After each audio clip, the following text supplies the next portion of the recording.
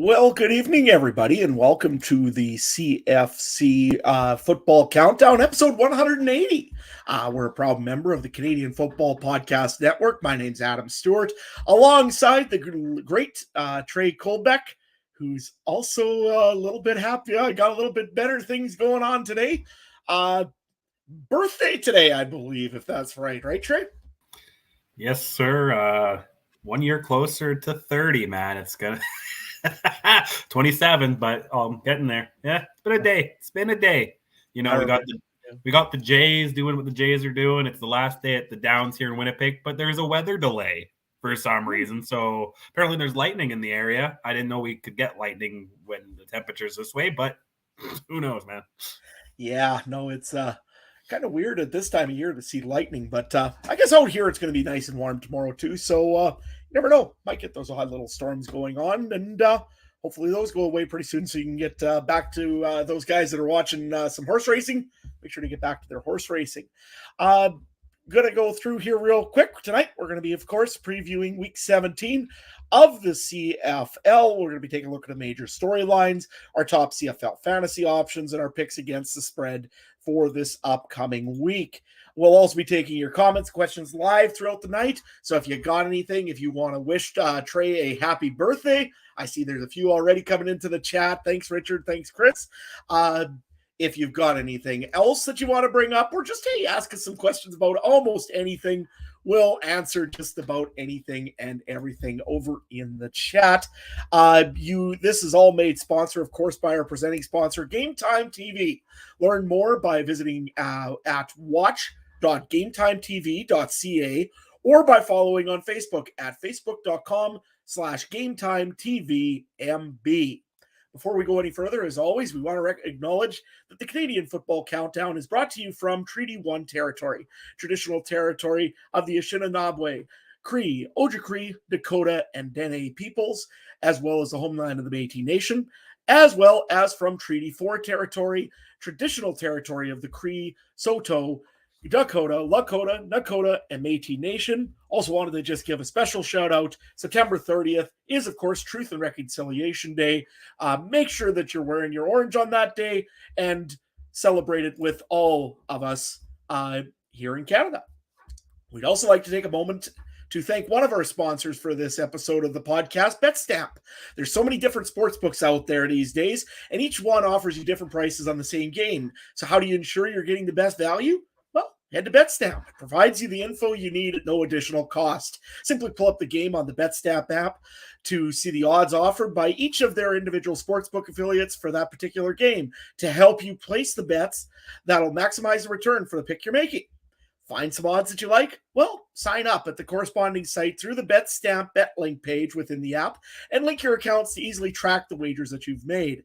And if you want some extra insight before the game you place those wagers, check out the commission-free BetStamp Marketplace, where you can see the bets that others have placed, and through BetStamp's verified bet tracking, you guarantee that the odds that others have picked based on are verified and legitimate. You'll be able to find our consensus CFL picks on there under the username CFC Countdown Pod, and you'll find Trey's as well there under Trey CFC Countdown. Visit betstamp.app or download the free app from your local app store and sign up with the referral code CFC to start using BetStamp free today. Best of luck with your wagers. And as always, bet responsibly. Don't bet the tuition. Don't bet the farm. And definitely don't bet the cameras for making hockey games. We don't want to see that either. Not saying that from anybody that might be listening in the background. So, hey, we'll be getting into betting later on here this evening. But I think first we're going to go through the game previews. And, yeah, unless you got something else right now, Trey, what's the score over in the Blue Jays game? Shoot, that closed on me. I'm really that's still 6-3, top and 9. I'm really close to a big rant, not rant, but just the NFL's coming in hot to Canada this week or two, man. It's been, well, I mean, not just this week, over time, but the new, I don't know how new this is, but they're giving through Football Canada or NFL Canada through Football Canada gives one lucky school a week $3,000 towards equipment or something. So I'm like, Now NFL's got the Football Canada and now all these schools. There's the international games, I believe, start this week. So I was going to remind Ryan to change. You got to check your fantasy at 8 a.m. on Sunday. There is that London game this week. And in an article with the Toronto Sun, they talked to a VP, and he says very well that Canada's still on the radar for international games. I don't think there'll ever be an expansion here. I really don't. But we still could get a game or two here and there, man. They go to London all the time. They're looking at Germany, Mexico. Canada's just a big state, right? Population-wise to them. We're the same population as California. It's a money thing. And and the thing about going back to the other one, the NFL Canada one, guess what? They have NFL on CTV. They have Dave Sanchez and not the CFL. He's the only CFL guy, but two other people who do the NFL. Well, right there, NFL Canada is getting the primetime spotlight on CTV even more, and the CFL can't buy that, even though Bell's their sponsorship, right? So I am really, yeah. So I just really think that, like, yeah. Well, Chris makes the point. You got Seattle, that's Vancouver. You got these Minnesota, Bears, Green Bay here in the middle provinces. I know you're a Browns fan, right? Mike's a Cowboys fan. Don't know why. And you got everyone in Toronto I know is a Bills fan more than an Argos fan, right? So, man, it's. I hate to say it, man, but I would not be shocked if next CBA almost all high school football's 4 downs. And if all high school football's 4 downs, what does the CFL do? And what if CIS does? You know what I mean? It's going to be a trickle-down effect. And why would the CFL – and I don't want to get in this talk. I'm not getting into the argument, what's better, what's this. It's just high school – again, if you're getting $3,000 from NFL Canada, why would you play 3 downs? Right? What drives me nuts about all this is the CFL and the NFL back in the early 80s, mid-90s, they were pretty well the same size. They were the same thing. Essentially, and that's the crazy part. One went absolutely massive. Now we're talking about billions, if not almost to the T word already, in revenue opportunities with online gambling, with gaming, with everything that they possibly have with their, like you said, sponsorships. You're right, they got Football Canada now as a sponsor. And I'm like, what? How? You've got the CFL right here.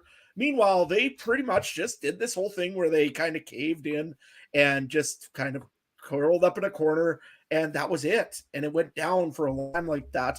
The CFL, I mean, I know they're trying. I know that they got to be doing some stuff outside of just this Genius Sports stuff. They want to get things going, of course, and we all want to see the CFL succeed.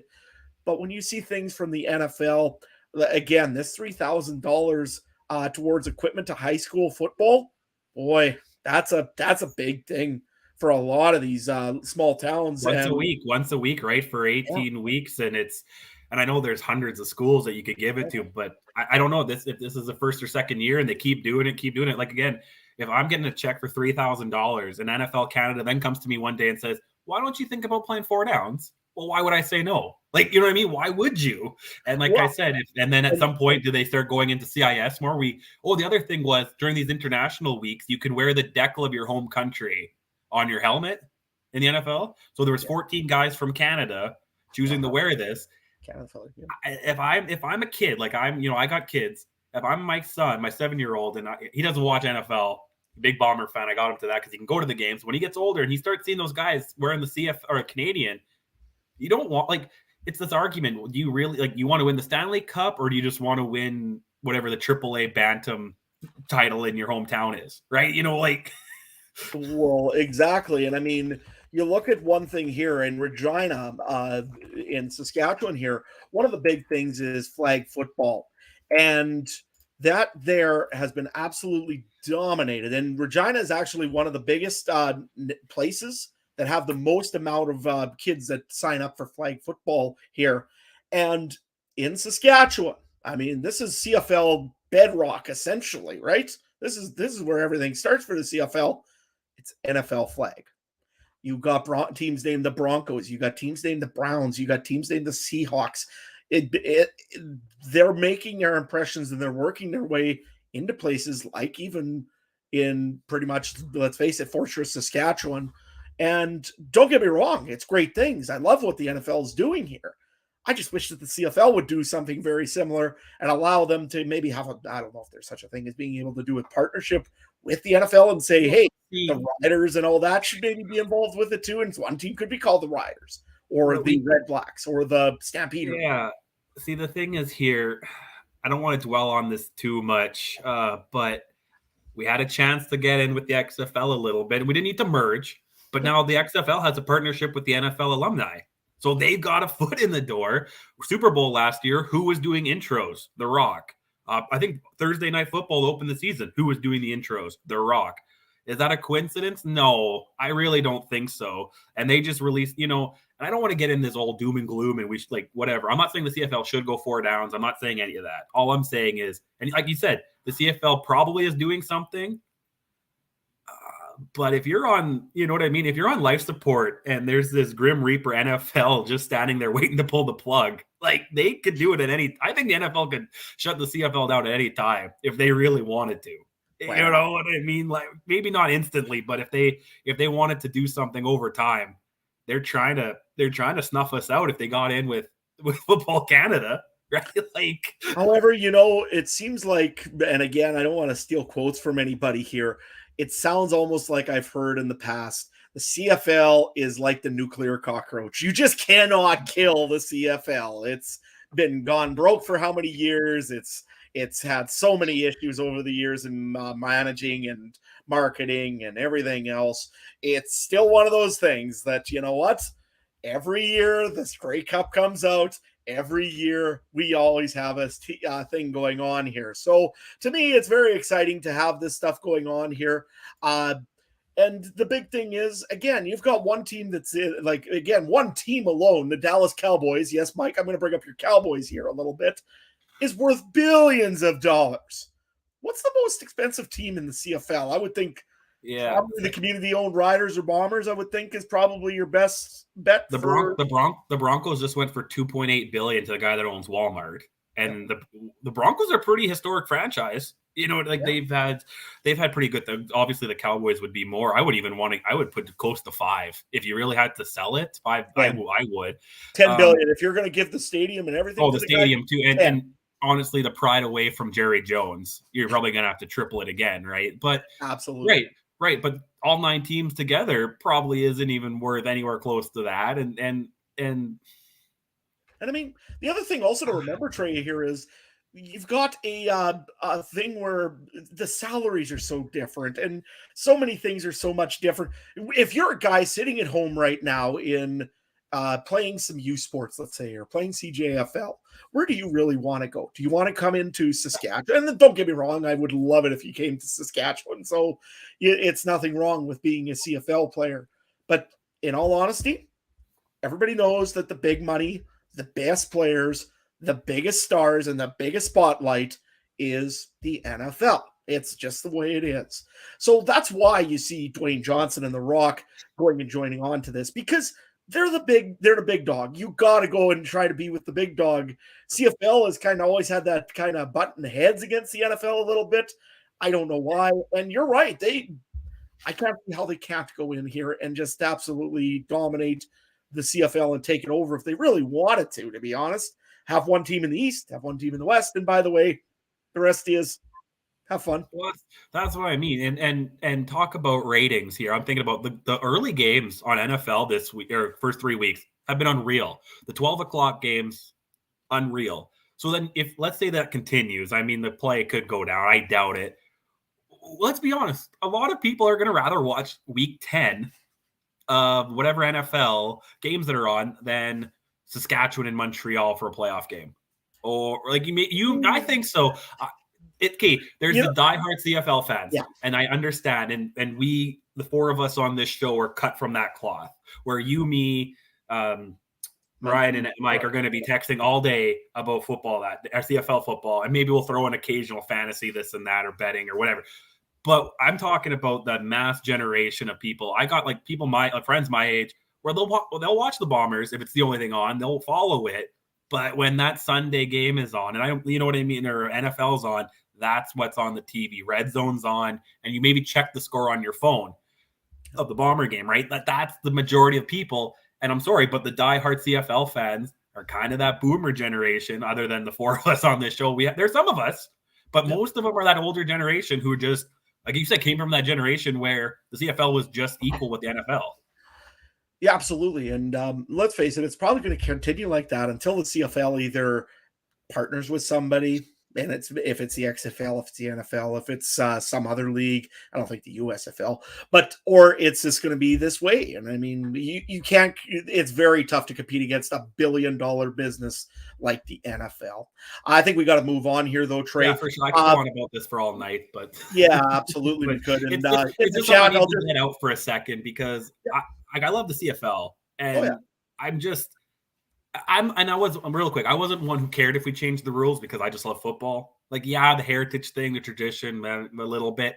Would I pick 3 downs? Would I pick 110 and all that? Yes. But if they told me, they're playing on the smaller fields with 1 less player and 4 downs, would I stop going? No. So, but it's just something that's been bothering me. Like I said, seeing the NFL just come in and take over Football Canada. They're on CTV constantly. I think I want to thank Bomber Reaper tweeted too. Do you ever see a CFL commercial during NFL on CTV? No, never. Maybe the Grey Cup, maybe then, but you don't see regular weeks. But then the game on Saturday, constantly it said, watch NFL tomorrow, watch NFL tomorrow, watch NFL tomorrow. And it's just this, and it's interesting. I actually had to bring it up in school. Like, I can't remember how it came up in my class the other day, but I had to chime in and I just said, well, sports, the NFL does it. It's crazy. But yeah, let's move on to this week. We'll have some fun talking about Friday. Yeah, well, I got a little bit of breaking news first here. Just for those that were looking for Grey Cup tickets to the 109th Grey Cup that's going to be held in Saskatchewan, it's sold out today. So the Grey Cup is sold out. Can't get no more tickets. So if you've got some favorite teams, make sure that you go and probably follow a Saskatchewan Roughrider fan, because not saying that we won't be in it, but yeah, about that. And the other breaking news I think that we had kind of going on all week, and we'll just get a quick opinion on this one from you, Trey. Bo Levi Mitchell had a mic in front of him this week. Danny Austin of the Calgary Sun, I believe he is, or just independent now. I'm not sure how that works. But anyways, went and asked Dave Dickinson and Bo Levi Mitchell, hey, is there a possibility that you could be out of Calgary? Due to the fact that there was also another little bit of breaking news. Jake Maier signs a 4-year, I believe it is, contract with the Calgary Stampeders. Cool little thing about this is one of the first guaranteed contracts for the CFL. So that's kind of cool. Nevertheless, though, that means guaranteed money. That means he's the starter now. He's getting about 4.25 or something around there, I think is what it said on 3 Down Nation. Nevertheless, it means that Bo Levi Mitchell will not be back in Calgary next year. No way, no shape, no how. Unless he's going to take $100,000 to be a backup, which we know Bo Levi Mitchell will not.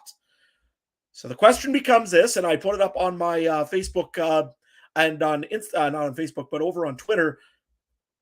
There's one of two things this way is going to go. It's either going to be where Dave Dickinson gets his way, and Bo Levi Mitchell is an insurance policy, essentially, right? Go into Winnipeg. All of a sudden, there's an injury to Jake Maier, or Jake Maier just absolutely kind of comes out flat against maybe Winnipeg or BC. All of a sudden, Bo Levi Mitchell goes in, way you go, and possibly still have a good shot of winning the Grey Cup, or getting to the dance at least. I think if the general manager, though, has his way, which is John Hufnagel of the Calgary Stampeders, do you just want to let Bo Levi Mitchell walk? And by that, I mean, you go into BC, you lose the game. Let's say they lose in the West semis. Bo Levi Mitchell, after that West semi, is worth nothing. Essentially worth maybe an 8th round pick. If at the last day, you're not going to get anything with him, you just send him because they gave you an 8th round pick, so they have the negotiating rights a few weeks early. That's the only way he's going to be worth anything after they are out of the playoffs. So if John Hufnagel would have his way, there's teams and there are suitors right now for the services of Bo Levi Mitchell. One being the Hamilton Tiger Cats. I believe one to be the Saskatchewan Roughriders. Yeah, I know. I said it. Anyways, there's a lot of talk about him going to Saskatchewan right now. And stands to reason a little bit. I could see why, because Cody Fajardo has not had a stellar year. and we'll get more into this later on. But I've ranted enough on this. I know, Trey, you had your opinion over on Twitter. What do you do if you're the Calgary Stampeders organization? Like, well, to your point, what you said, unless there's like a boatload you get back, and I think you need a boatload that helps you now. I don't think Calgary is going to take the first round picks in the next 5 years kind of thing. Like, I think they would want maybe one or two, but I think they would more want people who can fit in now and help them with the push. So I don't think you should trade Bo Levi. I think if you trade him, he's not going to Saskatchewan. Because again, why would Saskatchewan trade away those key pieces when they're in the playoff hunt to get Bo Levi as an insurance policy? But I could see Bo going there in the offseason. I think the offseason is going to be where it's all at. And I think it's going to be a huge quarterback carousel. You know, we talked about Mayer got his contract, but Cornelius is guaranteed 2, I believe. And then you got Fajardo, don't know what's happening. Bo Levi, don't know what's happening. Vernon Adams, we don't know what's happening, right? You know, you got a bunch of quarterbacks that are free. I think Bo would probably want to wait till off season because that could get his value up. Because if he's going to be like, well, if Fajardo and VA get 400,000 somewhere, I don't know what, you know what I mean? If some team could pay that, then Bo can sit there and say, well, I know I'm older, but I should get close to that. And actually, a buddy of mine made a good point. I kind of keep forgetting how old Collaros is. Collaros is 35. And he's had concussion injuries. He's had problems. What if, like, I don't know. I don't like Bo. I would not want him in Winnipeg. And that one would be interesting. But he's also older than Collaros, right? So, and another point someone made I saw on Twitter. I can't remember the name, so I hate not tagging someone. He's from Texas, and there's going to be 3 Texas teams in the XFL.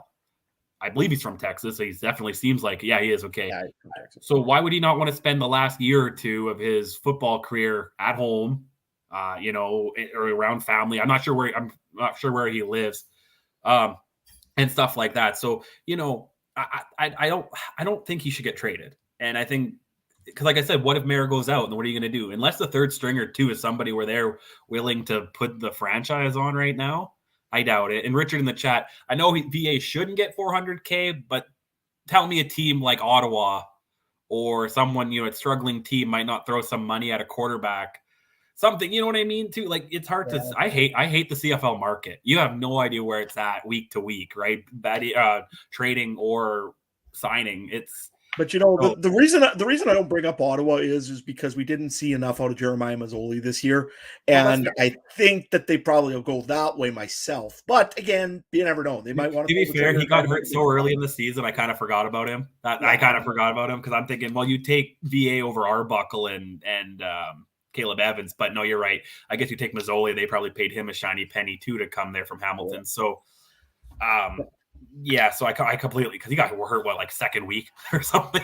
He got hurt pretty early, I thought, or after the Bombers, right? So yeah, for sure. So and let's real quick about the Grey Cup. I want to talk about the Grey Cup real quick. Oh, yeah. I was actually, I'm going to say, pleasantly surprised it was sold out. I don't know why. I just thought how Saskatchewan's doing, and we're still kind of post-pandemic-y with finances and stuff. I don't know if I'm assuming last year's must have been sold out as well in Hamilton. If it wasn't, yeah. I think it was sold out to whatever the capacity was allowed to be. You know what I mean? So it's a tough year. So I was actually a little surprised it was sold out, but pleasant. So good for Regina, and Canada, obviously, for selling that out when there's going to be week 13 NFL on and 30,000 people rather go to a cold game in Regina. So good on them, right? 33,000 people. Oh, 33. Nevertheless, can't forget the other 3,000. But you know what? It was just because the hottest team in the league right now, the Toronto Argonauts, all their fans came, bought tickets, and they're going to come and watch their team go to the Grey Cup this year. Let's move on to the games here this week. We've talked about these teams in nauseum about what their issues and what their positives and what their negatives are. So that's why we spent a little more time at the beginning here tonight, just talking about other things going on in the league, because, nobody really wants to talk about the Saskatchewan Roughriders and the Winnipeg Blue Bombers. Do they? I don't think any team. No, let's just move on to BC. That's what Richard. Yeah, exactly. BC, Ottawa. Let's move on to that. Nah, you know what? The Rough Riders. I'm going to put it this way: it's a Friday night football game in Winnipeg, 7 p.m. start, 6 o'clock in Saskatchewan. this game means everything to one team, and this game means not a whole lot to another. And I mean that very sincerely, especially after we mentioned Bo Levi Mitchell and the struggling Cody Fajardo. If I'm Cody Fajardo, this is my career right here, essentially, in this game. It could very well be if you get paid $400,000 or $450 next year, or if you get paid $250 next year. Because right now, the Rough Riders need to get some momentum going. They do have some big key injuries that are back. Dan Clark will be back for this week by the sounds of it. It says questionable. Everybody said he played full participant in practices this week. I can't see how he will not be back this week. Richard, of course you will in the chat, because I don't know if that game has any implications for your BC Lions or not. But yeah, no, thanks. You know what? The other one also that's going to be back, Logan Furland. That means the full offensive line that was supposed to be there in game 1 for the Saskatchewan Roughriders is going to be there for game 17, I guess, or week 17 for the Roughriders. Same thing also on the receiving core. It's going to be a game time decision, I hear, with Duke Williams. By the sounds of it, it's 50-50. I think he's going to play probably, because the Riders need this one. I don't care what they say. They're all trying to downplay it, and they don't really want to say that. They say this is an important game. They aren't saying that this is probably a playoff game for them. The Riders are probably a very hungry, desperate team in this one. The Blue Bombers, they want to get off onto a right foot also just after the bye. Wouldn't they want to, Trey?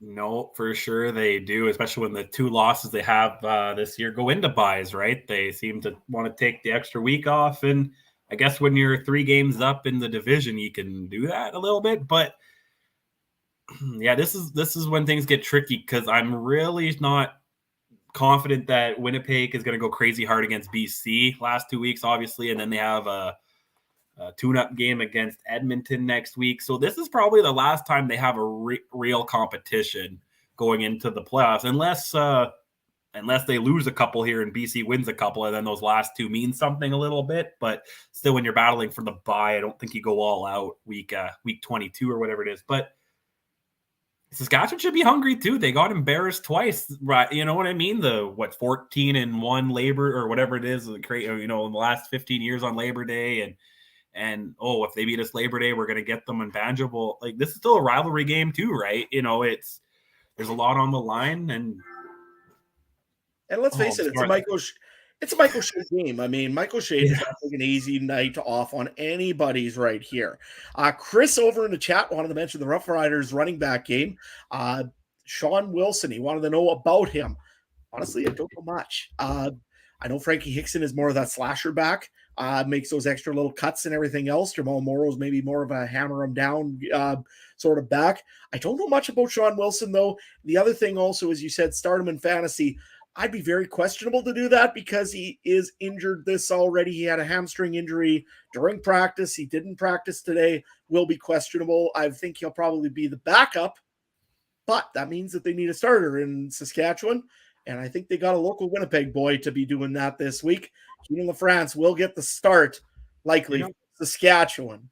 That's so funny, because I asked you about him week 1, and you're like, I don't think he's really going to be on the team, and now he's the starter. Right? That's the CFL football. Quick look at Sean Wilson. His Wikipedia page is not updated if it's the right one. It says his current team is the Washington Commanders. So obviously that's not true. He is not in the NFL playing on the Commanders. I hate that name. That's another show.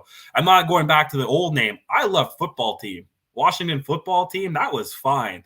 Don't replace the team that everyone loved, or they loved. You know what I mean? Keep it just football team would have been fine. But anyway, so I don't know. Played in Duke, played with Tampa a little bit in the NFL too. So he's got a game experience, it looks like. It's whatever. But I don't know. I don't want to tell anyone to play that risky 2,500. We'll need to call in Ryan on his another day off here to see what he thinks. But man, the Saskatchewan, you're talking about must win. Guess who they play next week? The team that's on their butt for the crossover, Hamilton. And if Hamilton wins that, then they're a game down, right? So things are getting interesting, and it's crazy what this. It's just crazy. I'm just crazy about how the season's gonna end, man. Well, and now for Saskatchewan, their strength at one time was a running game. Not saying that Sean Wilson won't do it. I'm not saying that Keenan LaFrance won't do it. But you know what? You've gone through two already. Shaq Cooper, they had for a cup of coffee. Apparently, they released him. We'll get to that later on in fantasy, actually, because there's probably a little funny story to have in there. But you know what? I think Saskatchewan, their big thing is still the offensive line. We've talked about this ad nauseum, so we won't go through it again here. But if that offensive line kind of holds together, Cody Fajardo can put enough of a game together that they could possibly win this game. If they can't, well, they're not going to win. I've brought this up many of times that if until this O-line is better, we aren't going to do much in Saskatchewan. Anything else you want to bring up for the Winnipeg Blue Bombers? Any key injuries or anything that we need to worry about over there? It looks like that I think more Mike O'Shea is just playing a little bit of gamemanship here because everybody's questionable again. So I don't see half of these guys going, to be honest with you. Honestly, and I'm trying not to Mike, well, I don't know where Mike is, but he's bad for tooting the Blue Bomber horn a little too much sometimes. But I try not to, but they have depth. You know what I mean? The Bombers have depth. So even if some of those guys are out, here's the private chat. Hi, Mike. But you know what I mean? They got depth. You know, has Ellington has he even played this year? You know what I mean? He's played a few games at the beginning. Yeah. He looked excellent, and then all of a sudden he's injured. But guess what? They bring in a guy named Brendan O'Leary-Orange from BC and keep winning with him. That's what I mean. You got a guy like Schoen who came out of nowhere beginning of the year. Demsky's come up and down here and there. Bailey showed up a little bit. Wolotarski was I was surprised with his input. You know, they got depth there. The one place they don't have tons of depth, it seems like, is the old line, and everything else. Someone gets hurt, they seem to just throw another guy in there. Sure, Osh would put the pads on if the middle linebacker depth got a little shaky there, but I'm not too concerned. The one thing I want to say about this game is I like their logo they got, their indigenous one, and they should keep that all the time, honestly. I think it looks deadly. Absolutely. And the other thing also in this game that maybe you guys haven't heard about yet, there will be orange jerseys, special orange jerseys made for this game here that both teams will be wearing during warm-ups, I believe. They're going to go in afterwards. I know the Riders anyways. I haven't heard for the Bombers yet, but they're going to get auctioned off or raffled off afterwards. So, yeah, if you're a Riders fan, check that out later on for sure as well. Let's move on to the next game here because, again, we've talked about these two teams. We know their strengths. We know their weaknesses. Let's move on to this game here, which, this is going to be an interesting one here. This is the Ottawa Redblacks, although they're away, so maybe there's a little bit more of a hope for them against the BC Lions. This is Friday late night football here after the Rider Bomber game. Trey, does Ottawa have a hope in this one, or am I just wasting my breath? The only thing that gives Ottawa a chance is BC hasn't looked that great the last couple of weeks, you know. But other than that, I don't want to call this a trap game because you think BC should be that much better. Ottawa's at the point where are they eliminated officially yet? No, technically they are not eliminated yet. They got a strip. The only way that Ottawa makes this right now is Saskatchewan has to lose across the board, which you never know. Montreal has to lose across the board. Ottawa has to win across the board. And I believe it's Hamilton has to lose across the board. And I think Hamilton and Montreal play each other. So does Hamilton and Saskatchewan. Hamilton and Saskatchewan play too, right? So one can't. So it's got to be like I'm sure this is elimination game for Ottawa because pretty much.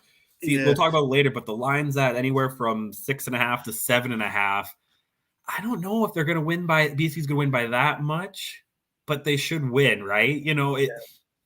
But, you know, maybe we need Richard on here. He's the BC guy. What's your thoughts on VA? Do you think he's going to beat Ottawa by 6.5? Because I'll put the money down on that.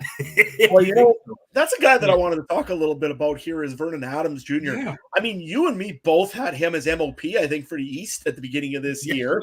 I mean, he had one average game, I guess, against the Toronto Argonauts, and then just went right from there to irrelevance. And you know, in BC, BC's going to win by 10, Richard. Okay, well, hey, you never know. 2 pick sixes. Nah, that's fine. Yeah, it's not VA. VA's also going to fumble it 3 times when he tries to dangle with his. He's not Kyler Murray.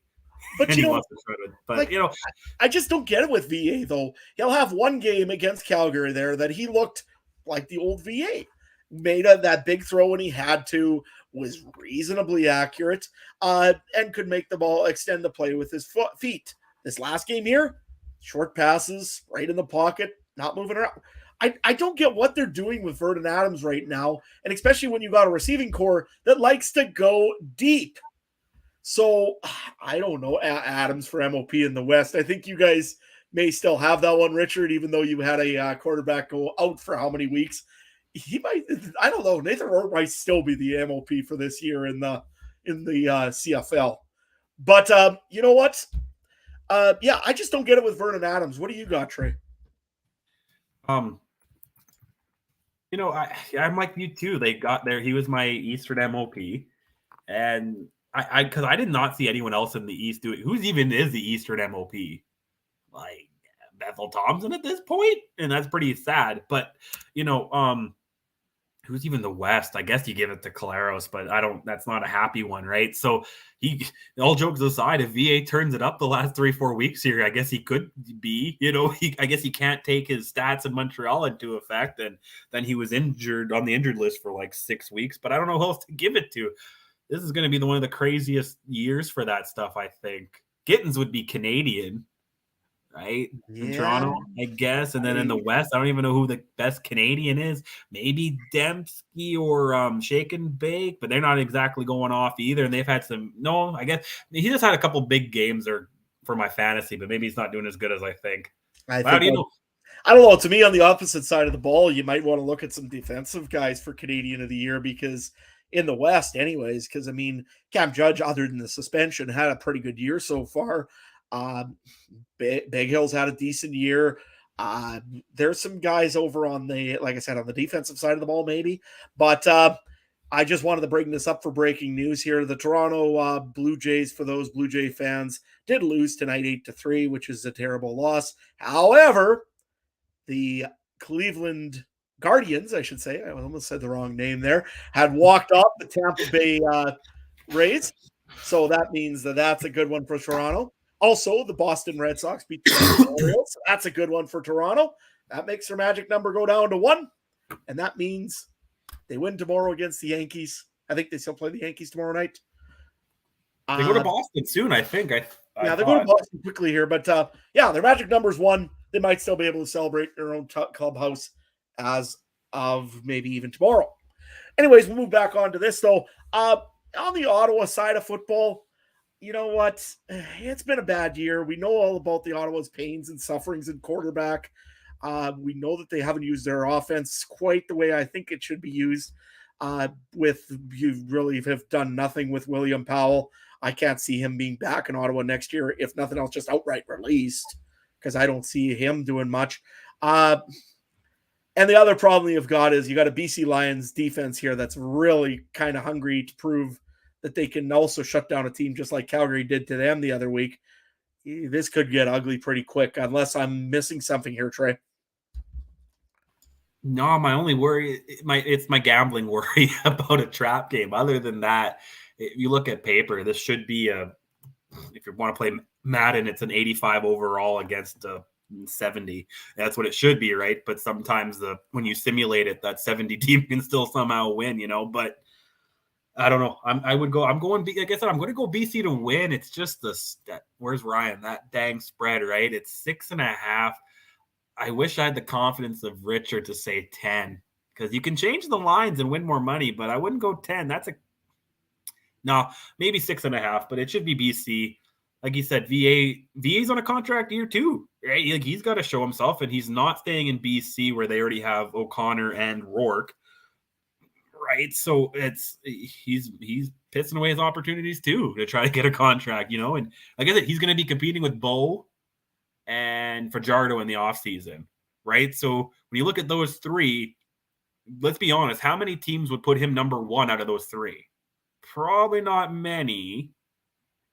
So that drives down his value. That drives down. He might not even get starter money. So he might not get as much guaranteed. So it's a lot. He's playing for a lot too. So I want to see more out of him. Like I said, I argued with Derek Taylor about him, and it would be really something if VA turned it around just so I could say I was right with Derek Taylor. The other thing also on this one that's really kind of neat is, in the CFL right now, and we haven't talked about it a whole lot in this year yet, there got to be some quarterbacks that are getting developed and that will be the future of the CFL. I think one probably is Trey Ford, maybe over in Edmonton. He's kind of going to be suited up and suited for that job. Caleb Evans, I think his time is starting to pass more than it's coming in. But you look at a guy over on Toronto side of the football as well. Chad Kelly, I think, is a guy that's looking like he has some potential in this league. Same thing also with Tommy Stevens over in Calgary. So there's options always out there, right? You can always try to start a new guy. If you're in a rebuild, in a total rebuild, you could start some guys and start learning and adapting them into the system. Ottawa, you've been on a rebuild for 3 years. You got to pick up somebody young. Just pick them up, build your team around the guy, and see what you can do. I think is what Ottawa needs to do after this season. I don't know if that involves a coaching change as well. I wanted to get your opinion on that too, actually, Trey. Is Lapo done here? Or is this going to go for one more season? What's your thoughts? See, I was kind of on the side because we were talking about this too in our group chat today, right? I'm kind of in the side. Who do you replace him with? Like, I know the CFL is this weird thing with coaches and quarterbacks. Yes, we do have guys in the backup reins that could pop up. We always see that, right? That's how all these guys get their shot. They're the backup that comes in. But you also look and you're like, did any of those guys that you name, they could be out of the league next year or 2 years, if you know what I mean, if the team doesn't want them, and they could be playing for the Rock in the XFL or something else. So it's really because so it's the same thing with coaches. I don't know who to replace them with. I know there were some in-house guys we've talked about. I'm terrible with coaching staff's names, so I won't even try to go through them. I can remember you guys talked about, I think, a coach within Ottawa could move up. Bobby Dice, yeah. Yeah. Maybe, another guy that I was going to bring up there is Bobby Dice that I talked about last week as special teams coordinator for the Ottawa Redblacks. Another one also would be maybe Jason Moss if he wants to go back into coaching.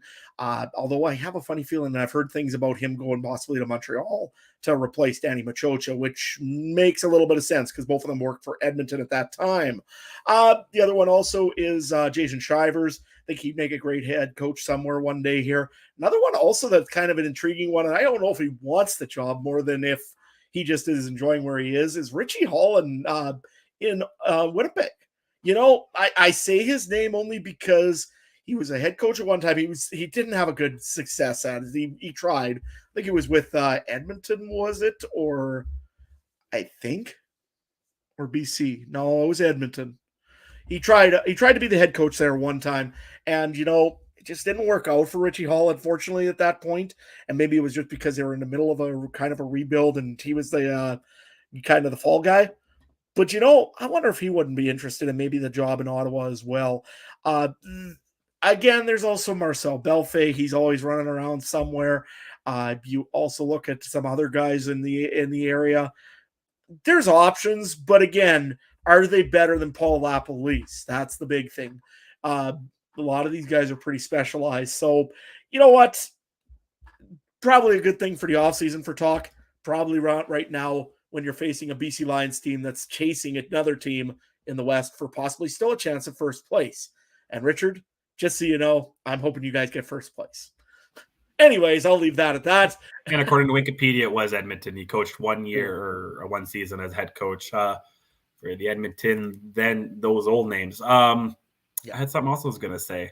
I don't remember. So let's move on. I'm good. I'll do it. You know what? Yeah, let's move on to the next game here because we want to try to get this rolling here. And you know what? Montreal is this used to be one heck of a rivalry in about that 2000s to 2006, 2007 Ricky era. Ray Calvillo kind of stuff, right? Yeah, exactly. You had Danny Machocha running down the field celebrating for the Edmonton team. Not for the Montreal team now, but you know what? It's always fun when Montreal ends up going to Edmonton.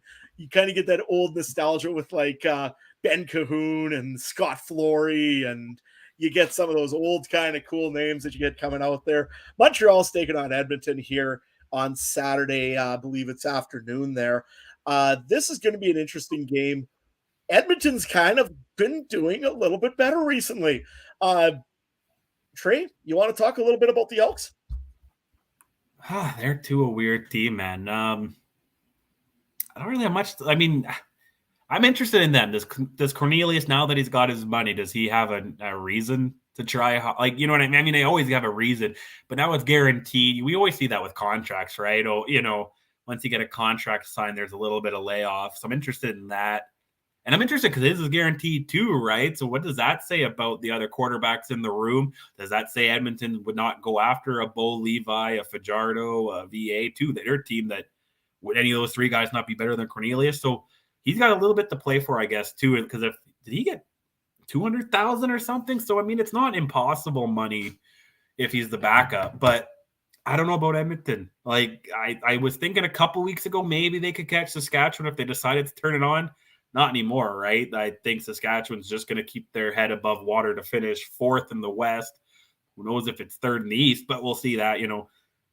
I don't know. I'm more interested in Montreal in this game, right? I think in Montreal, Toronto's kind of trying to pull away a little bit in the division. So Montreal's job this week is to solidify 2nd, and hopefully they get a 9-9 Saskatchewan team in November 10th or whatever, and that's all they hope for, right?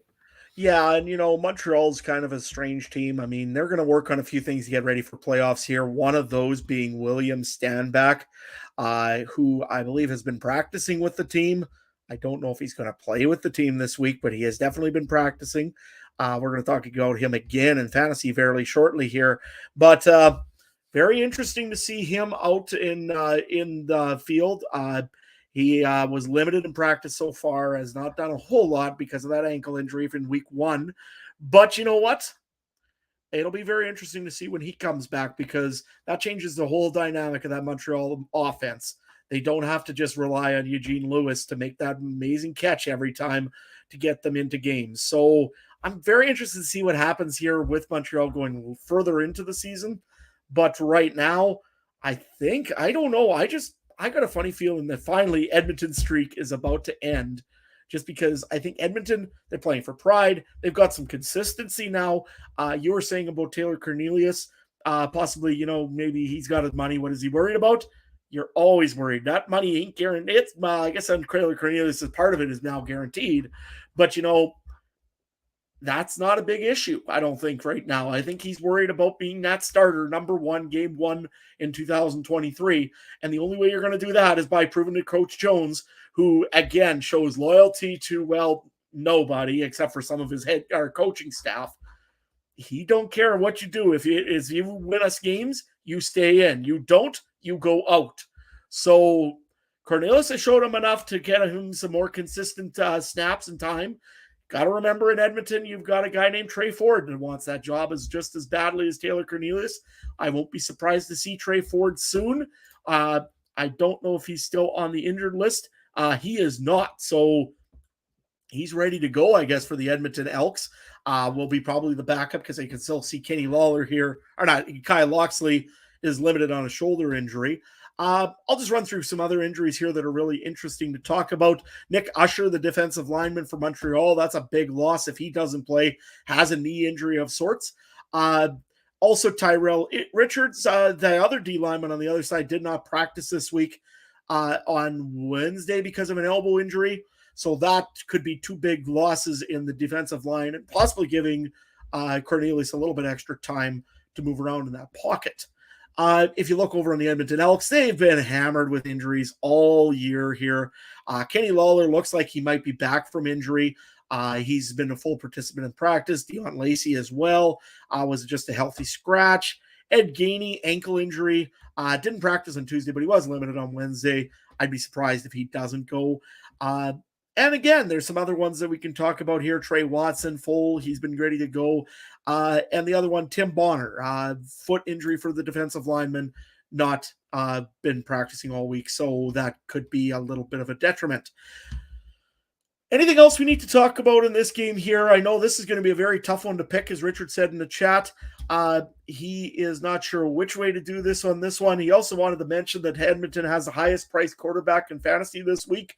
And if Ryan was here, he'd say absolutely he is, because he gives you a lot of fantasy points on individual plays. And he's also a guy that can run his own football in, usually for third down. So that means when you got goal line stands, usually it's Cornelius back there. So I'm quite happy with saying, yeah, Taylor Cornelius is probably a good fantasy pick. I just don't know about against Montreal, but hey, we'll see what happens here. Trey, any other points in this game? Nope, not on this game. I just want to touch real quick Alex's comments in there. I wouldn't make that trade as an NFL trade. Yeah, I wouldn't make that trade, but yeah, I don't know. I don't know what the rest of your team, man. Perfect. But yeah, don't do that. So I guess we'll move on here to the fourth and final game this week. This is the Toronto Argonauts. They're traveling out to Calgary. I think these are probably two of the hottest teams in the league right now. The Toronto Argonauts are coming off a huge victory against the Ottawa Red Blacks. You can't tell me that they didn't want that one, especially their defense. I'll give it that. And the Calgary Stampeders are coming off another good victory up against the BC Lions, which they needed as well to keep pace with them in that season series. And I think BC still wins it, but Calgary at least gets that one win to prove that, hey, we're just as good as you. In this game here, is there anything that's really standing out to you that's going to be exciting or what we need to be looking at here, Trey, maybe on the Toronto side? You know, I was actually really close to taking Toronto in this one. I thought they were at home, so I thought maybe, but in the road in Calgary there, maybe not. But I'm more on. I want to see what Bethel Thompson does. I'm confused on him. I want to be high on him, but I'm not. You know, I think he keeps showing us that he's not.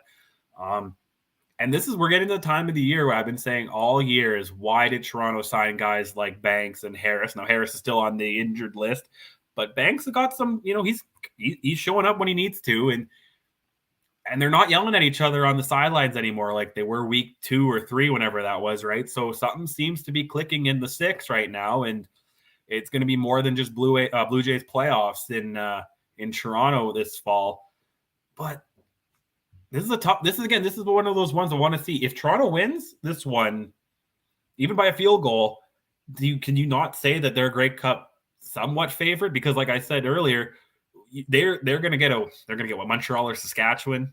You know, sure, they could win, but I doubt it. And then they're going to go play either Winnipeg, BC, or Calgary, and they've just been beating up on each other for 2 weeks. And then if you want to go farther back to BC and Winnipeg's last 2 games, they're going to be beating up each other for like 5 weeks. And then it's like, oh, you got to play Toronto, who they got to buy, and they got to play Montreal, right, or Saskatchewan, you know. So I want to see Toronto take off with this. I think this is the game of the week. I'm going to agree with Richard. It's somewhat playoff implications. It should be a playoff atmosphere. Thank God it's in Calgary, so maybe the fans will make it a playoff atmosphere. That's what the Argos should do. They should just say like Blue Jay play, like have that, but in brackets next door to, or like really close by at BMO Field, and get some maybe some Blue Jay fans actually coming to BMO or something. Or that's what. Well, if the Blue Jays were owned by Bell, that's what they would do: playoff ticket, and then you get a free ticket to the East Final. But yeah, I don't know. What are you looking for in this one? You know, I'm looking forward to seeing some future. I was going to say this in the Edmonton game as well, but also in the Toronto game. Look forward to seeing some future receivers in this game here. You look at a guy like Dylan Mitchell, who has been really good in Edmonton lately, has had 3 games just having one big play every game there. As well, over on this one here is Devonte Cox. He has been just a guy that has come out of nowhere in the last 2-3 weeks in the he didn't have the greatest game against Ottawa, but he's been a good receiver and has come out and proven that he can be one of those solid guys out there when he needs to be. Along with the veterans over in Toronto, you're right. I think right now they have to be considered maybe not the favorites. I think I'd still maybe give that to a Winnipeg or a BC or a Calgary. But you know those odds that came out, they had Toronto at number 1. And I think it's for that exact reason. Their chance of beating Montreal, Saskatchewan's greater than Winnipeg's is at beating Calgary and BC. And like I said, I don't know. It's gonna be that year where Calgary and Ottawa's what 9-9, and Calgary was like the 15-3, and in the snow, and it was like overtime, and then Ottawa wins, right? Like it's probably gonna end up being that kind of Grey Cup, but I don't know. I think Toronto's hot, and I think they need in Calgary. Yeah, they won. But are they hot? Because, you know, it was an interesting game last week between those BC and Calgary, right? So I don't know. This one's a coin flip. We need Ryan's coin. Yeah, exactly. And it's Toronto. I mean, it's fair to use it. The other thing also in this is we were saying about it earlier, is the battle of the defenses here. Calgary had an awesome game against the BC Lions here last week. They just absolutely stuffed Vernon Adams. They shut down James Butler and kept those receivers really legitimate and right in front of them, which was great on the Calgary Stampeders. The Argonauts, we talked about them ad nauseum already here. 7-8 turnovers in a game. I mean, that's uncalled for. So to me, I want to see if they continue this dominance, like Richard just said in the chat. This is a legitimate offense. This is not the Ottawa Red Blacks. You've got a guy like Jake Maier who wants to prove some more in this league. He just got paid a big extension. He wants to prove that he was worth it. If he could prove he's worth it, hey, you never know. Maybe they might decide that we're good with Jake Maier and Tommy Stevens for the rest of the season. He would like a little bit of pressure off him, because I know for a fact that there's a certain Texan probably breathing over his shoulder every play that he makes. So, you know what? I'm very interested to see this game here. This could be, again, this is probably the game of the week. If Toronto can get a win over Calgary here, man, I am really liking the odds of Toronto. And you're right, they have the easiest path to the Grey Cup, probably by far. I mean, they don't have to go through the murderer's nest known as the West Division. They either get the Montreal Alouettes, who they've had their number for quite a while now, or they get the Saskatchewan Roughriders, who they beaten twice in a row this year. They can move this game out to Halifax, get this game going, and probably win this one. And by the way, have a lobster roll before you head out to Saskatchewan for the Grey Cup. You know what?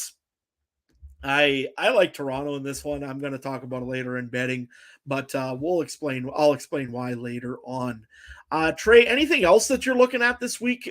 Anything for players, or anything else for any of the teams, or anything that you're looking to see that might be exciting? Or I find this is the weirdest year. I feel like we were talking about the MOP thing. Who's the players to watch? Like, yeah. There are the names like every team has, but there isn't a guy right now that's going off. Like, yeah, there's Schoen, but he's kind of quiet down, and there was Rourke, but unfortunately there. So I have nothing, man. It's a lot of like those fill-in guys having to come up big right now, or and kicking on both sides of the border has been atrocious, man. Especially in the CFL this year. And when it gets cold, those field goals are going to be more valuable, right? And it's going to be harder to kick a Rouge in Mosaic at the end of November, right? So yeah, I want to see the kickers get some consistency, because we're looking at BC, Calgary, and Winnipeg. Those two games are probably going to come down to a field goal or a Rouge or something. Calgary, BC might, the way they've been playing. And Winnipeg's not a team that blows up many teams minus Saskatchewan. Other than that, every game's been close, right? And then you look at the East, Montreal and Toronto, yeah, they've got their number. But couldn't have Montreal won because of a missed field goal early on? So, it's going to – I think the kickers need to get their stuff together, and that's what this is for, right? I wonder if it's a COVID thing. Do you think, because it's one of those things, like kicking's kind of like shooting a basketball. It's repetition. If you take some time off, where maybe blocking and some of that other stuff is a little bit more riding a bike a little bit. Not saying that's easier, but maybe, the muscle memory, because, yeah, especially the CFL taking Sean, see, that's the thing. They're 90, but you want them to be like 95. You know what I mean? Like, that's where we've gotten the kicking. This isn't the Troy Westwood era anymore, where you're going to get by 70% and the other 30 go wide left, right? It's you got like kicking anything within 40 or 50 should be 100% these days. Like, how used to it we've gotten, right? You got kids in college able to kick at 60. So, and yes, that's maybe not what the guys run, the 300-pound Jeff Coates and Willie Jefferson's running at, then Big Hill's running at you. But I don't know. That's what I want to see. What I'm going to look at this week here, and it's with all the teams that are in this, because I think every one of these teams that are playing this week are playoff bound, essentially, except maybe Ottawa and Edmonton, I suppose. But what I'm going to watch is for the playoff teams, who's running the ball and who's running it effectively, because you look at Montreal. They've got a great running back coming back in William Stanback. That is going to be huge for the Alouettes. I make my word right now. The Alouettes with William Stanback back is a completely different team than with him not on the roster. So when that happens, expect big things out of Montreal. You look at a team, let's go with Calgary. Kadeem Carey is a great running back. Again, they've got that 1-2 punch as well with Logan Paul there. So he looks like both of those guys look great right now. So you've got those two. Over on the BC side of the football, yeah, James Butler has been a great running back for the BC Lions. Two teams, though, that I'm a little more questionable about on the running game is Toronto and Winnipeg. Winnipeg, we've said this all year, and I'm going to keep it going because when Brady Oliveira has been called upon and been having to rely on him for a game, sometimes he's okay. Sometimes he has those odd little funny plays. Sometimes he doesn't read it all, and it's a hit for loss. So I don't know if I'd be as comfortable as I used to be going in the playoffs as a Winnipeg Blue Bomber fan for that reason alone, just because they don't have Andrew Harris back there. Toronto, on the other hand, right now, Andrew Harris is done for the season. We know that. So it's AJ Lett's game to go on. He's a good guy out of the backfield for passing. I think he blocks okay for Mcleod, Bethel, Thompson. But in the end, when it gets cold, you got to hammer the rock. And when you're pounding the rock, you got to have a guy that can do it. And I don't know. Maybe I'm wrong. Trey, is AJ Olette the right guy for that? No, but who are they going to do? And the East is so weird. Like, what are they going to do? Trade? Who are you going to trade for? Like, unless you take a second or third or fourth string guy, and then you're kind of and when you give up a 7th round pick, you got basically the same guy you have now, right? And with his build, I think his game style becomes a little bit more valuable in the cold, because even though he doesn't get it handed off to him, he does get those swing passes or those screens. And that's pretty much a run, especially in November. Toronto's not as cold as you and I have to deal with soon here, but I don't know. And again, with Oliveira, I think he's going to get it a lot more. Him or Augustine. I think they're going to go to him more, because there was even some time with Andrew Harris. There was games they went away from him a lot, and then they ended up losing or something. But then next week or two they kind of go away from him, and then 200 yards, or or 100 and some yards and 2 touchdowns, and he's up on the thing celebrating and playing in the snow. I think that's what's going to all be Oliveira the next few weeks. I'm hoping. If I was, because I with how Caleros has been throwing, he's had very little games over 300. He's not going to throw 300.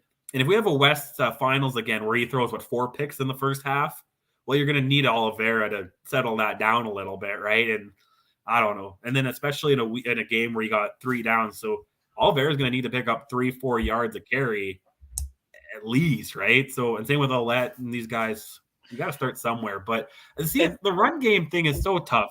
It's so tough. I understand why they go away from it. You don't even see it in the NFL much running unless you got Derrick Henry or something, right? But other than that, or Chubb or something like that. Yeah, that's what I mean. But unless you got that guy, if you have a team, they don't even go to Zeke anymore. The Cowboys. You know what I mean? Like they and everything in the NFL when they do run, it's rotation. I have Dallas's backup, and he gets more points than Zeke does every week. But they still run first down, and that's pretty much it. So again, if you have one less down, why the heck would you run it that much? But you run it and you win, right? So I don't know. Running is interesting to me, because you can play the whole game throwing it, but you just got to be.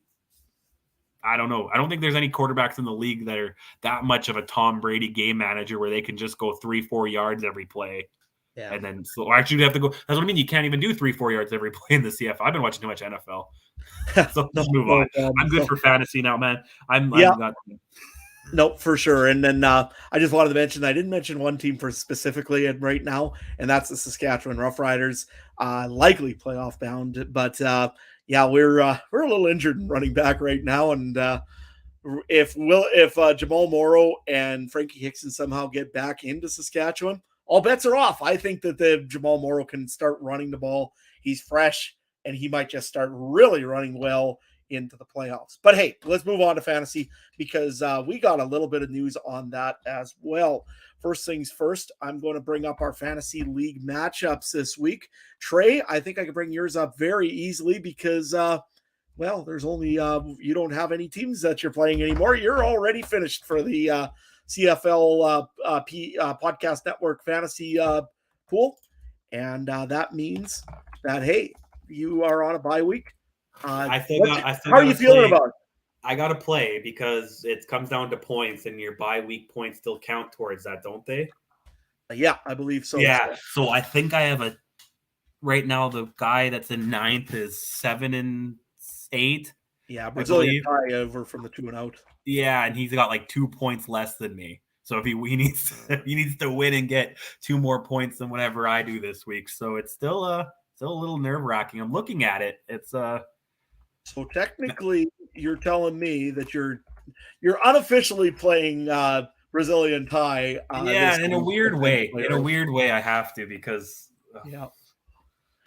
And if I take a look here, Ryan is just trying to pull it up here real quick, taking on X's and Argos this week. X's and Argos, I believe both of these two are playoff bound. So I guess you rest your starters in that game. Make sure that you don't get anybody injured and just get ready for playoffs, which will probably, I think, start next week or the week after. I go and I take on Oz Davis. He is not going to likely make the playoffs this year. Had a good run there for a little bit, and will end up probably, well, I'm hoping 5-11, because I really want to win my game here, and maybe even get home field for the playoffs, which would be really nice. Only home field Saskatchewan's getting this year. There it is, Kay. All right, let's move on here to our picks for fantasy this week here. First things first, we're going to run through the quarterbacks here, Trey. I'll let you go first. What are you thinking for a quarterback?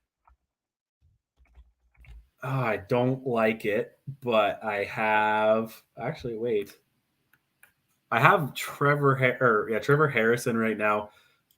I'm not sure about that Edmonton defense, but I just realized Vernon Adams is only like 6,000 or $3 less than that. So I might throw him in instead because he's the starter, right? So that's what I don't understand about this.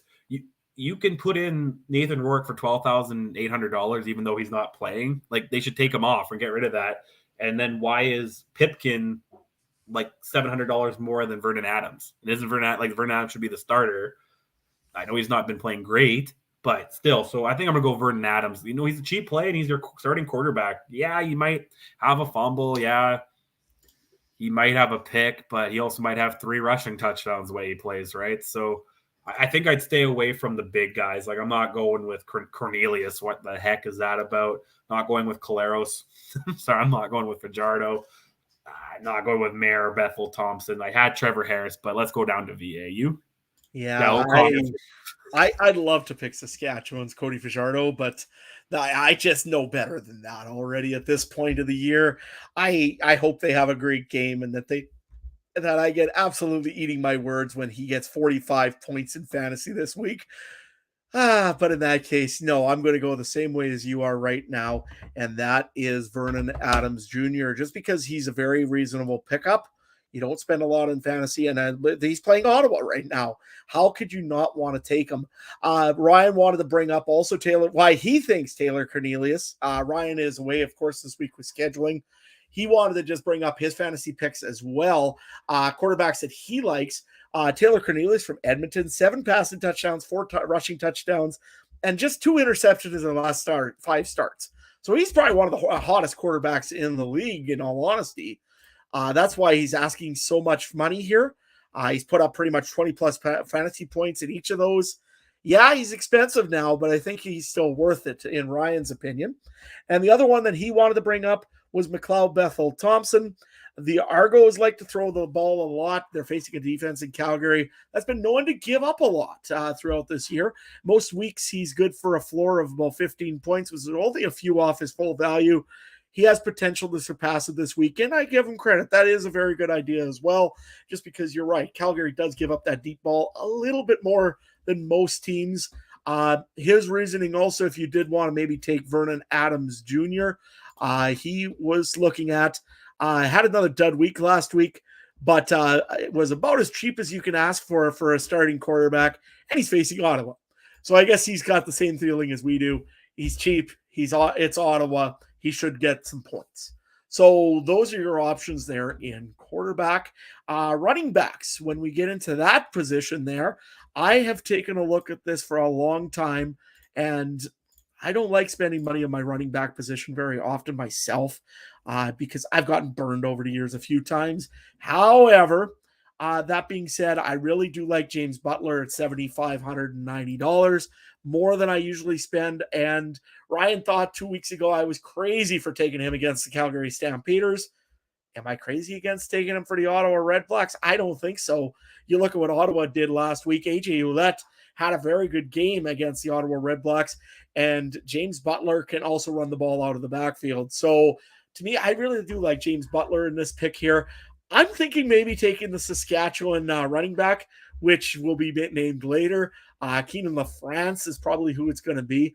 I'm going to probably end up with Keenan LaFrance. I think he wants to maybe prove something against, he's going to his hometown. Maybe he wants to prove a little bit that he should have been there instead of Brady Oliveira. Hey, give him credit. Maybe he'll actually do something. And Saskatchewan does have the pieces that seem to help their running backs this year. So might not be a bad choice. And he's a cheap, he's kind of a sleeper option, very reasonable priced pickup for Keenan LaFrance. Trey, who are you thinking this week in fantasy? See, I have Oliveira for one. I think I'm hoping to God the Blue Bombers finally run. That other spot, you know what? Right now, I don't have my second running back spot filled, and I got about 9,400 left. So I could put Kadeem Carey in if I wanted to. No other point. I don't think I might upgrade my flex actually. So I don't know. I was thinking James Butler too, a little bit. Because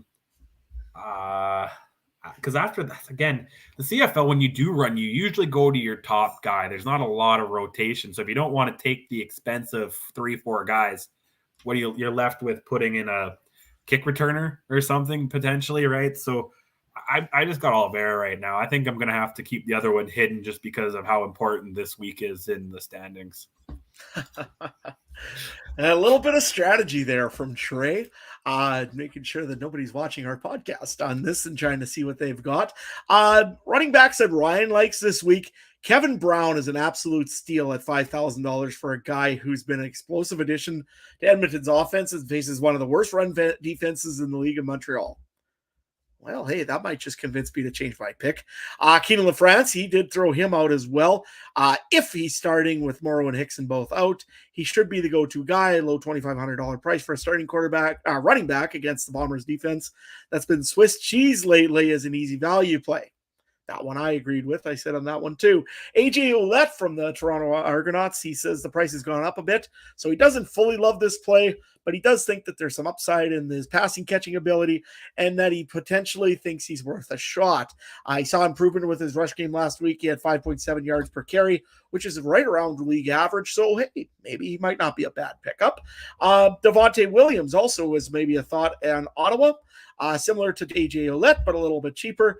Likely you won't have a 100-yard rushing day, but you'll get a couple check down passes that'll help his totals.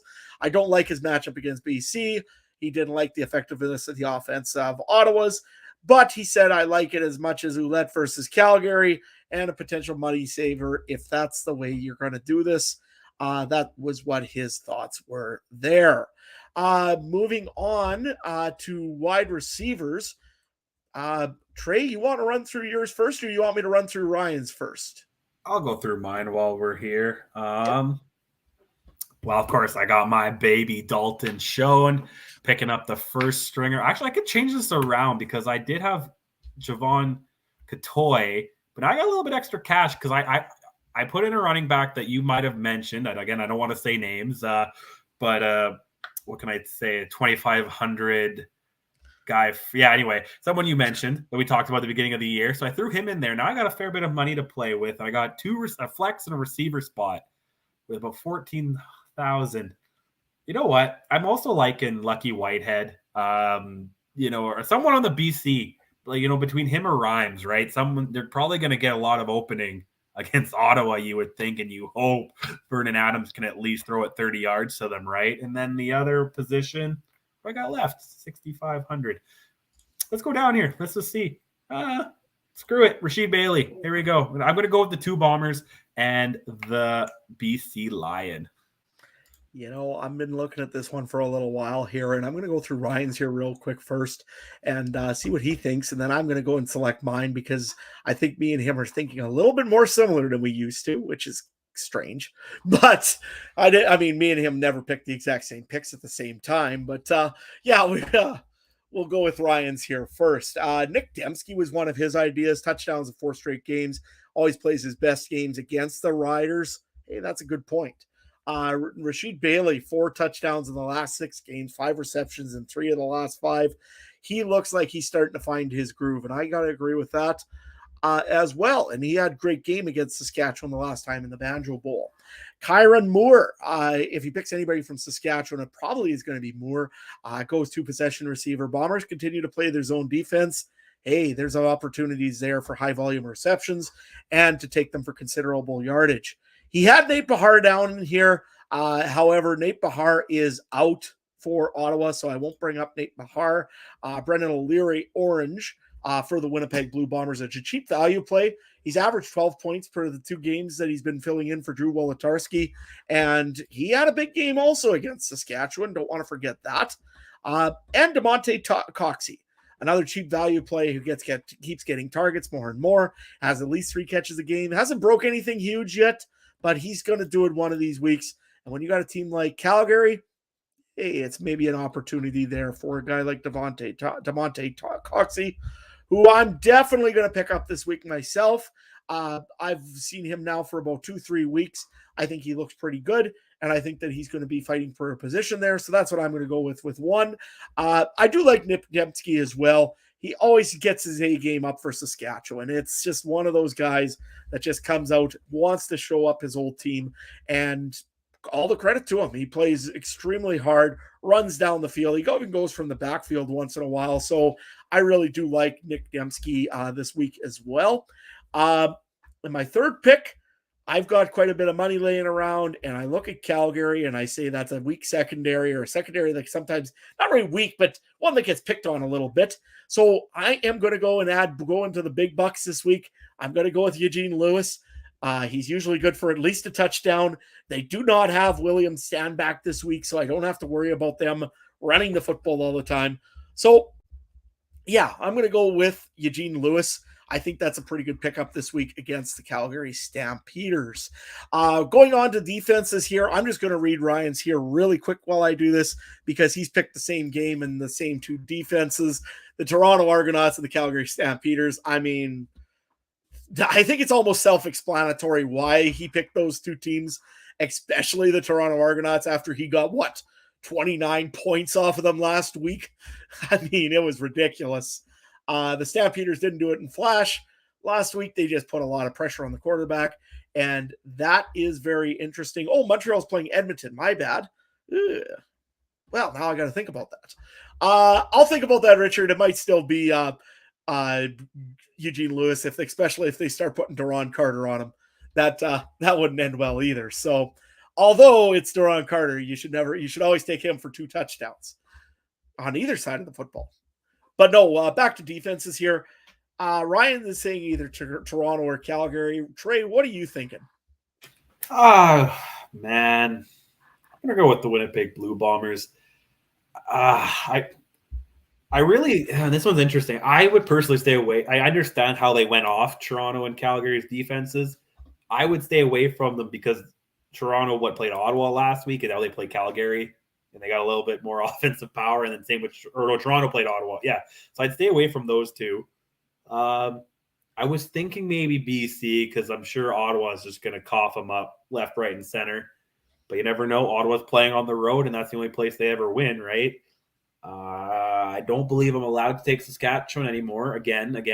No, I'll let you take Saskatchewan. I want to see you in the playoffs. So if you want to take Saskatchewan and probably disappoint yourself again, by all means. I just got this strange feeling it's going to be one of those games, like the classic Bomber Rider game, where the team who everyone thinks should win won't, and that's basically what's happened this year, right? Bombers never win Labor Day, so they won. The Bombers never win Banjo Bowl if they do win Labor Day, and we won. So it's like, yeah, I'm thinking Winnipeg only because I'm hoping that the Swiss cheese holier than the Pope defense quits, because it got tighter near the end of the season, the last 2 seasons. So I'm hoping that Richie Hall decides to just, get the sewing needle out a little bit and tighten these boys up, because it's pretty bad. If I had my PlayStation controller in the field, I'd have it smashed, because it would just be my Madden going. Because the defense is so horrific, but I'm going to go with it, because they always seem to get a pick late or like a triple tip or a blocked something, and we'll go with that. I'm going to actually go with Richard over in the chat once again. Waffling between BC and Winnipeg. You know what? I'm going to go the opposite way. I'm going to go with the BC Lions, and the reason being is Ottawa's offense is terrible right now. I know they're not at home, so that should be an advantage for them. Still sounds weird. Anyways, nevertheless, I think that Ottawa there is just pretty much packing it in for the season almost. I don't want to ever say that, because no player wants to pack it in. They want to go hard 100% all the time, as much as they can. But mentally, I don't know if they're all there right now. So to me, I think BC has got a lot to play for in this game. They still have a chance of catching Winnipeg, especially if the game before that, Winnipeg somehow falters against the Rough Riders. So to me, I really like BC's defense. I'm going to probably pick up BC's defense in this one. That being said, I just want to run through our CFC fantasy team as well, just really quick before we go to the picks against the spread. There was a few trades actually that happened here. Team Trey and Team Adam made a trade. That was Sean Thomas Erlington, and I believe it was, who did I get on that side of the ball as well? I can't even remember who I got right at the moment. From Team Ryan, came over to Jalen Acklin was the other player that came over to Team Adam. We traded off Team Frankie Hickson from our team. He is on the injured reserve, so I wasn't too concerned on that one. And then we also traded Nate Bahar, who's also injured and will not play this week. So Ryan is probably going to be annoyed at me. However, then Ryan went and made a big play today over on our priority window pickups, spent $30, which is a lot right now at this time of the year, and ended up acquiring William Stanback of the Montreal Alouettes, who's also injured. So you got 3 injuries there, Ryan. Somebody's going to have to be on your active roster that's hurt. So I don't know why, but the manager's forcing them to go out there injured. Bold strategy, but we never know. Followed by Team Adam, absolutely must be having the Harvest Crazies, signing for $2 Shaq Cooper. Why did he sign Shaq Cooper? He's not even on the team. Yeah, again, Harvest Crazies. I made a mistake there. So that got switched up. I went and I actually took in Keenan LaFrance for $2 this week, and I dropped Sean Thomas Erlington to make Ryan's pickup work, which was William Stanback. He dropped off Duke Williams, and which was his first overall pick this year, which is kind of stunning. And then also, I believe Team Mike made a move this week. He went and picked up, 2 guys, actually. In the last 15 minutes, he actually made a move while me and Trey are stuck here online. He decided to grab another guy. I am just taking a look here. He is dropping off Devonte Williams, I believe he had, and he's adding Peyton Logan from the Calgary Stampeders this week. So that move just happening in the last 15 minutes. Breaking news out of Calgary that there was a drop and a pickup. And it's not Bo Levi Mitchell, so you don't have to worry about that. Nevertheless, lots of moves this week except for one guy, the guy above me, who hasn't made a move all week, and that's Trey Colbeck. Trey, confident with your team, or still going to catch me, or what's your plan? I thought I was going to catch you, and then I don't know what happened this week, so it might just be I just might be looking at the off-season board here, and I'll be fishing with the Edmonton Elks and the Ottawa Red Blacks shortly.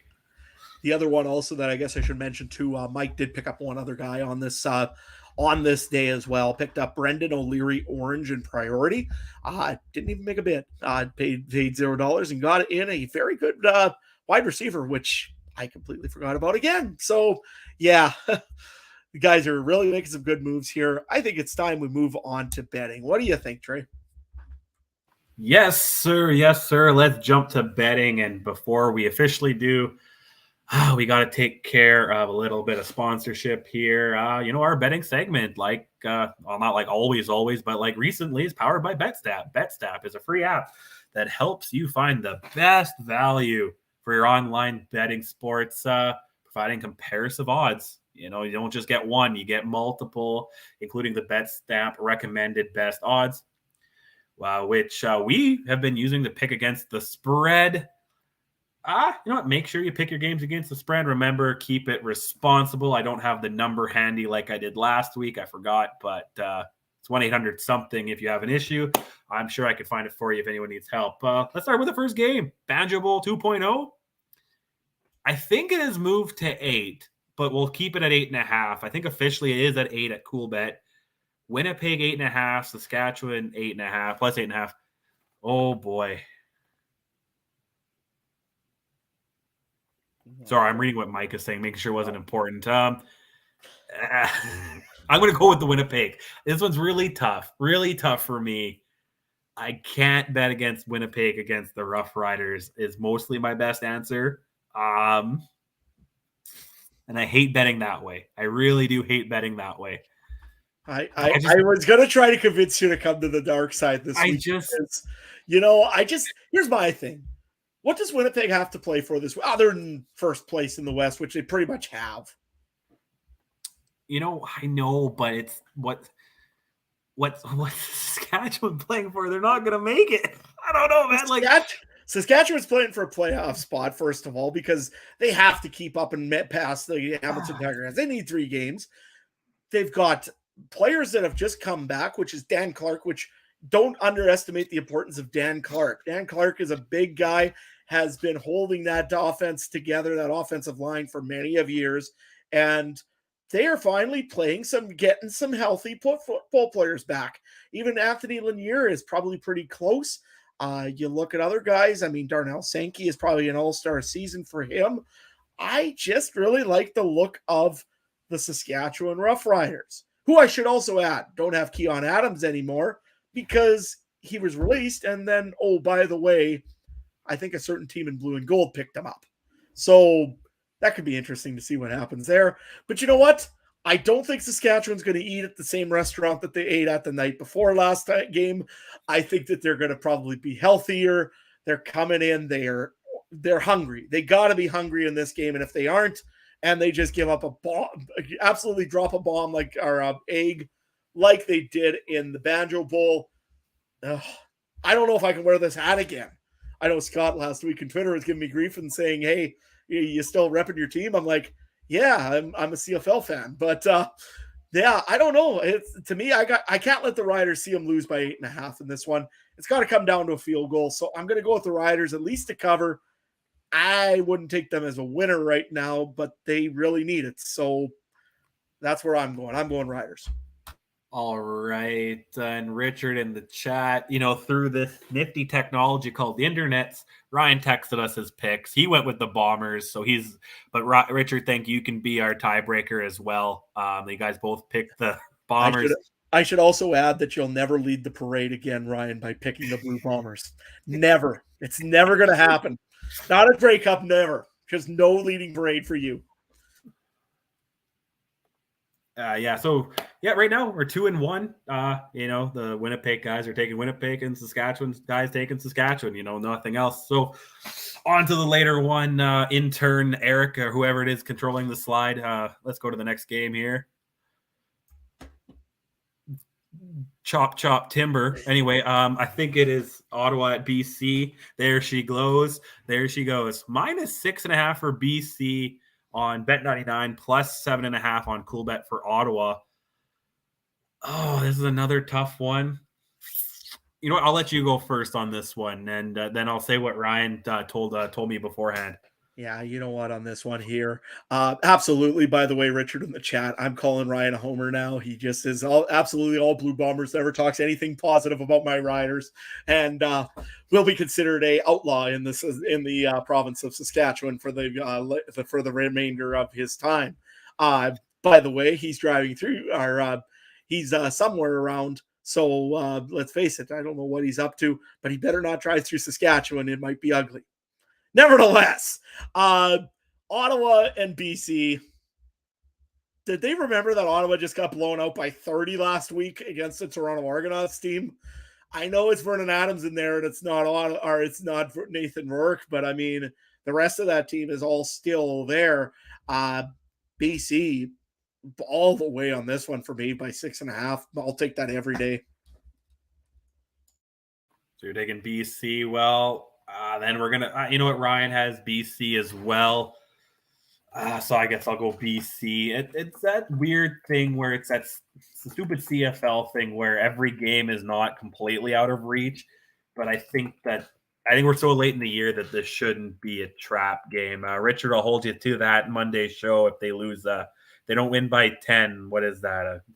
Coffee? I don't know. We'll see. But let's move on to the next game. The Alouettes, or what did you call them? The Buckleys? They're awful, but they work. And the Edmonton Elks. This is an interesting one. So you're telling me it's the battle of the cool owners, and it's hard to go either way. It's okay. Well, I'm going to start off. Ryan took Edmonton. He did have Montreal, but he switched it to Edmonton at the plus 3.5 on Bet99. My issue is the same thing you said before. If you don't think Ottawa is going to be playing for anything, why would Edmonton? I know they're not officially out either, but Montreal, they are still technically fighting off Hamilton, and maybe they have in their mind they could catch Toronto. So I'm leaning to more. I'm going to go with Montreal just because I like disagreeing with Ryan, and then he can just go that dang spread, and so it's fine. Adam? You're the tie break this time, man. Oh, great. You know what? I'm looking at this game here, and I'm looking at a couple things. One has the best quarterback in the last few weeks in the CFL, and oddly enough, it's Taylor Cornelius, not Trevor Harris. And on the other side of the football, one is playing for a possibility still host a East final. This is tough. And this one here, I think Edmonton has shown that life a little bit more and still has that belief that they can still make the playoffs. So look at Ottawa. They just went absolutely down last week. They didn't want to come into this really quite at all. Edmonton, they still have that kind of little bit of a kick into them. No pun intended with the Elks. But nevertheless, I think to me, I'm going to go with the Edmonton Elks. What the heck? The reason being is I like Taylor Cornelius. I like Brown in this game, and I like Dylan Mitchell. The offense has been getting way better for the Edmonton Elks. The defense will always be pretty good for the Elks because you've got Chris Jones. Edmonton, you're going to break your streak. I'm going to go with that. Perfect. So yeah, you and Ryan, Edmonton plus 3.5. I go -3. And to Richard, yes, Edmonton is community owned. I misspoke, but it's president. Same thing. If you're the president of the organization, you can't go up any higher, right? And also, sorry, Gary. Yeah, sorry, Gary. I mean, he's been back on Twitter. That's nice to see the old undelete button got hit on that. Yeah, it's cool. I like him on Twitter. I always follow him. Yeah, so even, I was like, why can't a quarter minority owner be on Twitter unless something was said to tell him to not? And then, I don't know. But anyway, let's go to the last game. Yeah, I know, Richard, you're just joshing me, man. You're our loyal listeners. This game, Tony Bet has plus 6.5 for the Toronto Argonauts. Calgary -6 on Cool Bet. Oh, you know what? I would take the under on the 52.5 if you're looking at that on Cool Bet. If you want to, because I can't see this one being over 52 at that's 26-25. I don't think so. So I go under there, but I'm gonna go with Toronto because I don't know. I don't have a strong feeling in either BC or Calgary, not as much. And I want the team to win the East to not be 9-9. That's why if the Argos are going to beat Winnipeg or BC or Calgary in the playoffs, they better be at least 10-8 or 11-7. So I think Toronto could win this one. That'd be 3.00 on CoolBet. So, that would be a good one to throw in the parlay if you took the favorites in the first three and then throw that one in the last one. That'd be a good payout. What do you have here, Adam? No, I've got the Toronto Argonauts. I think that this is going to be just one of those games. It's a defensive struggle the whole time. I don't think any team's really going to get much going. Maybe I'm wrong. Maybe Jake Maier is just going to light it up and Bo Levi Mitchell will be traded 2 minutes later after the game. But I don't think it's going to happen. I think that Toronto is going to give a very good game. They've got a great defense right now, and their defensive line has just been absolutely killer. No, I think that the Toronto Argonauts are going to win this one. I think they're outright going to win this one, actually. So I just don't know about, like I say, Calgary's playing for stuff, but I just don't know if they can they can't catch BC, I don't think, right now. Their only hope is maybe to somehow pass Winnipeg, which ain't going to happen because Winnipeg's got 3 games on them. So I think Calgary is almost starting to be destined to be stuck in third. They might start resting guys here as soon as maybe even the games against Saskatchewan. So I'm going to go with Toronto in this one. Yeah, and Richard, sorry if one of us misspoke. The Toronto's the underdogs they get plus 6.5. I think that's a large line. While we're on the betting, I want to throw one that I heard on NFL, just since we have a minute here. The Jags go into Philly, I believe, and it was like 6.5. If it's changed, let's see here. I know we don't have a slide for it, but I would take Jacksonville. Jacksonville 6.5 underdogs? Yeah, Jacksonville is underdogs. Well, Philly's 3-0.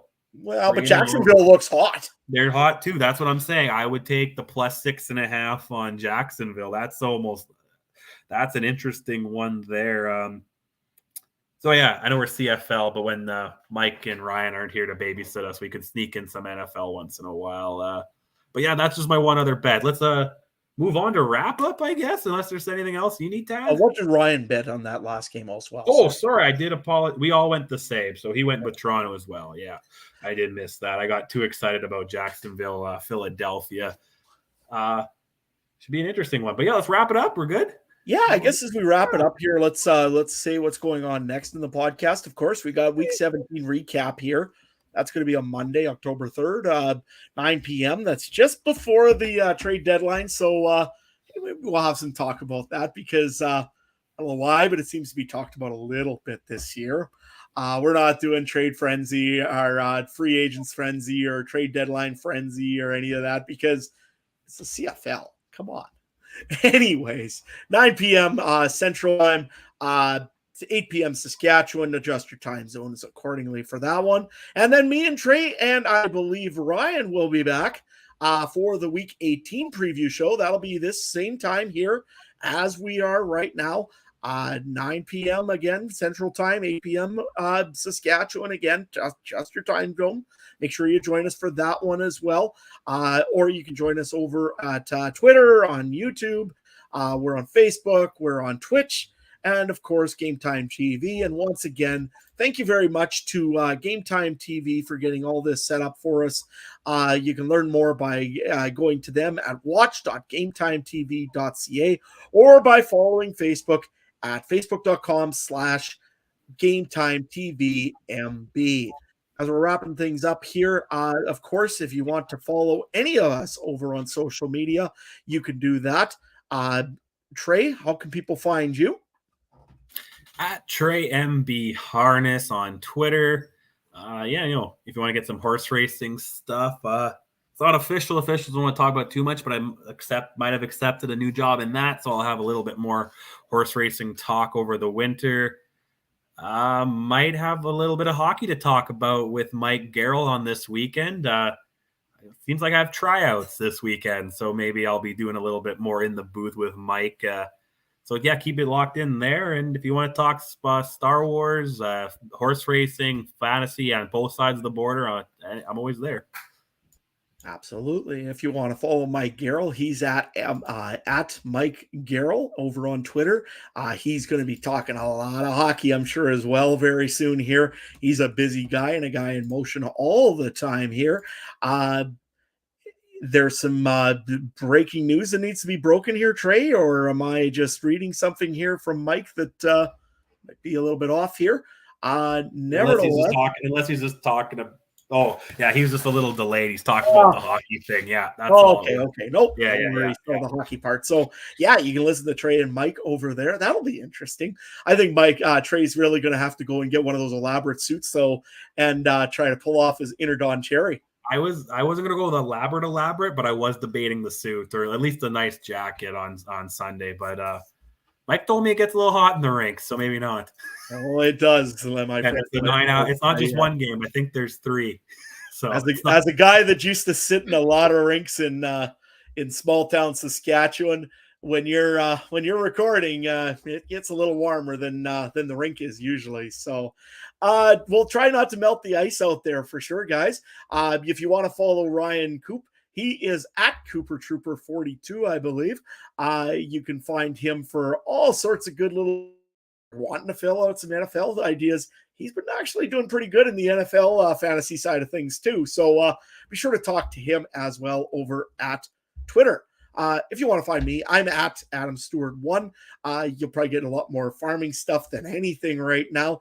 But that being said, hockey season's coming up for me too. We're not going to get into that though too much because right now my team is on the verge of going into the playoffs.